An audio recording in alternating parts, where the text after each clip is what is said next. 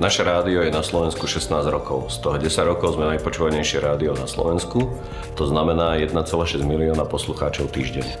Náš e-mailový systém prestával stačiť rastu e-mailovej komunikácie čo do počtu mailov, aj do ich veľkosti.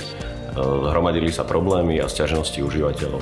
Preto sme zostali pred problémom, ako tento problém vyriešiť. V zásade sme mali dve možnosti: investovať do nákupu nového hardvéru alebo skúsiť nejakú z cloudových e-mailových služieb. Zaujala nás služba Office 365, ktorá ponúka onlineový e-mailový systém plus úložný priestor v cloude a navyše aplikácie Office. Momentálne naša e-mailová služba funguje výborne, užívateľia môžu mailovať koľko chcú a zase veľmi veľké súbory vedia zdieľať pomocou služby OneDrive. Takisto môžu uskutočňovať online konferencie pomocou Skype for Business, poprípade online prezentácie.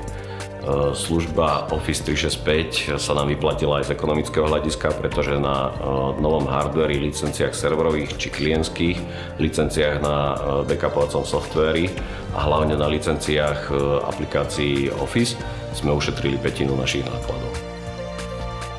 Office 365 poskytuje našim zákazníkom to isté, čo najpočúvanejšie rádio svojim poslucháčom, a to je veľa muziky za málo peňazí. Technológie ako napríklad Exchange Online umožňujú ich zamestnancom pristupovať k e-mailu odkiaľkoľvek.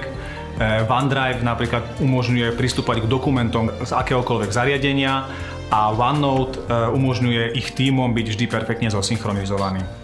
Naši zákazníci využívajú služby, ktoré im umožňujú výrazne zvýšiť produktivitu zamestnancov a urýchliť rozhodovacie procesy. A to sú hlavné dôvody, pre ktoré naši zákazníci využívajú služby Office 365. Teraz sú naši užívateľia spokojní, k svojim e-mailom a dátam sa vedia dostať z akéhokoľvek zariadenia, odkiaľkoľvek, kde majú pripojenie na internet.